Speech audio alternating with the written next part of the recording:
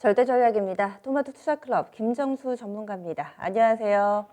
네, 안녕하세요. 반갑습니다. 정수투자 김정수 전문가입니다. 네, 월요일 아침에 그다지 상쾌하지만은 않습니다. 지금 코스닥이 아침부터 좀 크게 요동을 치면서 800선 이탈이 나와서요. 시장 전체적으로 한마디로 좀 어떻게 표현하실까요? 가두리 장세 속 기회를 찾는 주식시장, 이렇게 좀 표현을 좀 해봤습니다. 좀 더 설명해 주시죠. 우리가 지금 시장의 박스권 흐름이 좀 진행된 시점은 8월 13일부터 진행됐다라고 저는 보고 있는데요. 우리가 지금 고점으로 좀 찍힌 자리가 한 2,458선, 한 2,460선 정도 좀 됩니다. 그때부터 지금 계속적으로 고점은 살짝씩 좀 낮아지고 있는 이런 좀 구간이고요.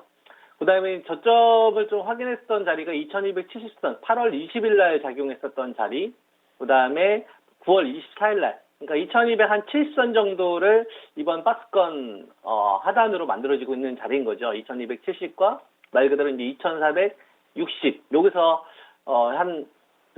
갇혀 있는 이런 흐름들이 만들어지고 있는 건데, 이게 8월 달부터 지금 시장 흐름을 좀 보면 얼마 정도의 시간이 좀 지났냐면은 한 48거래일 정도 되는 거니까 두 달이 좀 넘게 진행이 된 거거든요. 채 3개월이 좀 되지 않았습니다. 그죠? 그러다 보니까 요 기간 동안에 우리가 첫 번째 시장이 하락했었을 때는 시장 전체적으로 지금 현재 시장에 깔려 있었던 것만큼 좀 거품이 제거된 주식들이 거의 없었어요. 그러니까 상당히 좀 가열권에 있는 주식들이 많았었고, 그 다음에 주식시장 자체에 대해서 좀 단순 기대감으로 올라간 주식들이 상당히 좀 많이 있었던 구간이고요. 그 다음에 9월달 말에 또 가격 조정이 나왔던 요 구간은 이 경기 민감주, 그동안 시장에서 좀 상당히 한 수년간 소외받았던 주식들이 이제 반격을 시작했던 시점이거든요. 뭐 SK 하이닉스를 비롯해서 이제 삼성전자도 이때부터 본격적으로 좀 강해지기 시작을 했고, 그리고 화학주라든가 철강주라든가 이런 주식들이 본격적으로 시장보다 훨씬 더 강해진 흐름들이 나오다 보니까 그동안 좀 주도 역할을 했었던 주도주들이 오히려 경계 매물이 나오거나 차익 매물이 나오거나, 그 다음에 지금 시장에서 이제 뭐 사목 대주주 여건 관련돼 가지고 좀 매도 타깃이 되고 있는 주식들이 되게 많이 나왔던 거거든요. 그러다 보니까 지수는 좀 가두리에 갖춰져 있다고 하더라도 종목에 대한 체감 지수는 상당히 좀 좋을 수가 없었던 이런 구간에 있었다라고 봅니다. 말 그대로 이제 재료가 없었던 거고요. 걱정거리만 가득 찼었다 이거죠. 근데 이런 거에 대한 부분이 본질이 해소가 되려면 이게 왜 시작되느냐를 살펴봐야 되는데, 뭐 단순한 거죠. 코로나19 관련된 백신 임상을 좀 진행했던 빅파마들이 임상 중단이 한 개가 아니라 연달아서 이제 중단되는 내용들이 나오니까 주가는 많이 올라와 있는 상태고, 올해 대비. 그리고 임상 중단이 되었게 되면 여태까지 좀 꿈꿔왔었던 이런 것들이 자칫 거품으로 비춰질 수 있잖아요. 그러다 보니까 숫자가 찍히지 않은 기업들 같은 경우에는 이제 매도 타켓이 좀 됐던 거고, 실적에 대한 우려가 단순 뭐 돌아다니는 이런 미확인 루머라도 좀 크게 반응을 하고 있는 이런 구간으로 좀 오고 있었다 이겁니다. 근데 이거에 대한 저는 좀 부정적인 흐름들이 저는 반전되고 있다. 조금씩 이제 턴이 되고 있다라고 좀 보고 있는데요. 이거는 이 SK 바이오 사이언스를 가지고 있는 SK 케미칼이 처음으로 아스트라제네카하고 위탁 요 계약하고 나서부터 이제 75,000원짜리가 아니죠. 이건 이제 우선주죠. SK 케미칼로 가야죠. 그죠? SK 케미칼이 이제 15만 원대에서 46만 원대까지 한 달 사이에 한 3배의 시세가 터졌거든요. 숫자가 찍힌 거죠. 아스트라제네카하고의 이 위탁 계약이 이제 5억 도수 정도 좀 추정이 좀 되고 있는데, 이게 나오다 보니까 숫자가 찍힌 거죠. 근데 그 다음이 붕 뜬 거예요. 그 다음이 진행이 안 된 거예요.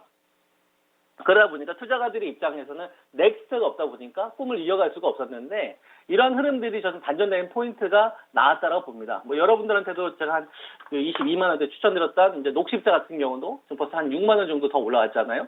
이게 지금 SK 이 케미칼의 자회사는 SK 바이오 사이언스에서 지금 바톤 터치가 된 거거든요. 그러니까 좀 의미 있는 숫자가 연달아 나온 거죠. 그리고 여태까지 바이오 제약 관련돼 가지고 악재 요인들이 있었던 게 코로나19 관련된 임상 중단인데, 그 중단을 일으켰던 아스트라제네카도 이제 FDA로부터 다시 임상 제의가 받으면서 이 백신의 문제가 아니었구나라는 게 이번에 발표가 됐잖아요. 그러면 이건 투자 심리를 개선시킬 수가 있죠. 그러면 녹십자까지 시세가 움직이면서 그 다음 바톤 터치가 필요했는데 여기에 지금 공교롭게 주말에 뭐가 터진 거냐면 삼성그룹 지배구조 이슈가 불거진 거예요. 여러분들 뭐 다들 아시겠지만 우리나라 코스피 지수가 8월 13일을 기점으로 해서 A 지점과 B 지점으로 나누다 보면 B 지점은 A 지점에 비해서 주도주들의 시세가 터지지 않았었기 때문에 악재에 민감하게 반응했던 구간이고 그렇기 때문에 거래 대금이 급격하게 감소했던 구간입니다. 즉 주도주들이 움직이지 않게 되게 되면 거래 대금이 반영되지 않는 거예요.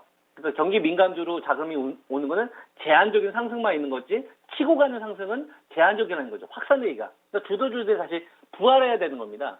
그러면은 이번 구간에서 키워드를 가지고 있는 게 미국 이 정치 변수, 대선 이 정치 변수와 그다음에 우리나라 이 코로나19와 관련된 이 백신 위탁 계약 그 다음이 보여야 됐는데 지금 녹십자에서 보이지 않았었던 거죠. 그 다음. 근데 이게 지금 삼성 바이오로직스와 그다음에 삼성생명, 그죠? 그다음에 삼성 SDS. 그러니까 평상시라면 별로 부각받을 수 없었던 주식군들에 대한 이 트레이딩 이 명분이 생겨 버린 거죠.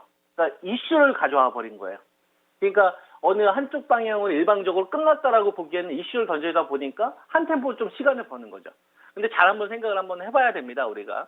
지금 11월 달에서 이제 12월 달 하게 되면 이제 4분기지만 이 기간 동안에 코로나19 관련되어서 이 아스트라제네카의 백신 위탁 계약이 나오기도 하지만 다른 측면에서 이 RNA를 기반으로 했던 업체들이 안정성 검증과 관련된 부분들이 데이터가 발표가 됩니다. 이건 굉장히 중요한 포인트가 될 수 있거든요. 그래서 그런 테마들이 시장에 먹히느냐가 중요한 건데 롯데 같은 경우도 보면은 렘데시비를 긴급 승인된다부터 상한가가 또 움직이잖아요. 그러니까 지금 시장에서는 뭘 원하고 있는 거냐면 보여줘야 되는 거예요. 그냥 단순 기대치로 뭐 수혜를 받을 거다 이게 아니라 백신 위탁 계약 하든지 아니면은 이번에 코로나19 관련돼서 나왔으면 그걸 연구하고 있는 업체하고 제휴를 맺던지 이게 결과를 보여줘야 되는 거예요. 그리고 긴급 승인 될 것이다, 정식화가 될 것이다가 아니라 정식화가 돼야 된다 이런 식으로. 그러니까 지금 시장에서는 가두리 장세에서 갇혀져 있지만 저는 어떤 흐름이 만들어지고 있다고 보냐면 이 4월 달에서 우리가 이제 6월 달로 넘어갔었을 때 코로나와 관련된 이 단어보다는 우리가 그 전에 이제 중국 우한 폐렴이라든지 신종 바이러스였단 말이에요. 근데 4월 달에서 6월 달 오면서 삼성 바이오로직스가 비료학의 위탁 계약이 진행을 하고 나서 위탁 계약이 이게 연달아 나올 수 있겠구나라고 하면서 이게 하나의 어떤 패러다임을 만들어 버린 거거든요. 그래서 코로나와 관련된 이 키워드가 잡히고 나서 지금 6개월 내내 이 코로나 이슈가 지금 연이어서 메인 키워드가 되고 있지 않습니까? 이거는 이 당시 흐름을 주도했었던 섹터들이 지금도 이어질 수 있다라고 보고 있는 건데 요 구간은 그냥 단순 기대감인 거고 지금은 이게 가시화가 돼야 되는 거예요. 찍혀야 되는 겁니다. 위탁 계약을 하든지 아니면 이걸 같이 연구하는 제휴업체와 계약을 하든지 이런 식으로만 돼야만 이 자금들이 좀 쏠리는 구조가 나온다. 그게 아니라고 한다면 지금 시장 계속 시간을 버는 싸움이 될 것이다 라고 저는 이제 보고 있습니다. 그러면 종목 보시는 거 있으세요? 뭐 저는 위탁 관련된 업체에 관련돼서 뭐 네. 지난번에 녹십자 추천드렸었고 녹십자를 못 사면 녹십자 홀딩스를 공략하면 된다고 했잖아요. 어차피 집은 50% 가지고 있기 때문에 50%로 치게 되면은 녹십자가 지금 지분이 한 3조 2천억 정도 되니까 1조 6천억 정도 되는 거 아닙니까? 그럼 할인 요소 감당하더라도 지금 현재 시총이 1조 1천억 정도 되잖아요. 그러면 리스크가 굉장히 적은 거죠. 그래서 녹십자 홀딩스 저는 공략 대상이 돼야 된다 보고 있고 그 다음에 지난주 금요일에 이제 제가 바이넥스 관련된 부분에 대해서 이야기해드렸는데 우리가 이제 바이넥스는 CDMO 업체인데요. 중요한 게 뭘로 CDMO 업체냐가 중요합니다. 무엇으로 CDMO 업체냐. 그러니까 우리가 삼성 바이오로직스나 그다음에 SK 바이오사이언스나 그다음에 이제 녹십자. 그러니까 똑같은 위탁 업체인데요. 이 녹십자하고 얘네도 이제 유정란 백신을 사용하는 업체고 그다음에 SK 케미칼 같은 경우도 동물 세포를 이용을 하는 거잖아요. 아데노바이러스가 침팬지 그 바이러스 이용을 하는 거거든요. 근데 이 백신을 생산하는 방법이 동물 세포만 있는 게 아닙니다. 미생물도 있고 그다음에 어떤 그 세포 배양도 있고 그죠? 그러니까 다른 거예요. 똑같이 위탁 계약을 해가지고 생산하는 건 똑같지만 이 백신을 생산하는 방법이 여러 가지가 열린 겁니다. 근데 이거 연구 개발하고 있는 업체가 뭐 지금 진행하고 있는 업체가 뭐 아스트라제네카만 있는 게 아니잖아요. 존슨앤존슨도 있는 거고 모더나도 있는 거고 화이자도 있는 거고 그러면 다양한 어떤 그 배양 방식이 나올 거 아닙니까? 그렇게 되게 되면 바이넥스가 저는 다시 한번 좀 부각받을 수도 있다고 좀 보거든요. 왜냐하면 얘네들은 이제 미생물뿐만 아니라 동물세포 양쪽 다 둘 다 가능한 이 CDMO 업체이기 때문에 지금 위탁 관련된 생산 업체 가운데서는 바이넥스 이제 이쪽 전 공략해야 된다고 보고 있고요. 그다음에 삼성바이오로직스가 지금 마땅히 투자할 만한 투자 포인트가 그동안 없었었습니다. 여태까지 뭐 이 삼성바이오로직스라든지 셀트리온 같은 경우를 보게 되면 약간 좀 지수에 좀 영향을 좀 상대적으로 많이 받으면서 소외를 많이 받았던 대표적인 좀 주식들인데 이 삼바도 저는 터닝 포인트가 이번에 좀 나오지 않았나 이렇게 좀 판단을 좀 하고 있습니다. 네. 네. 삼성바이오로직스 또 이 시간에 추가로 얘기를 해주시네요. 알겠습니다. 오늘 말씀 고맙습니다. 예, 감사합니다. 네.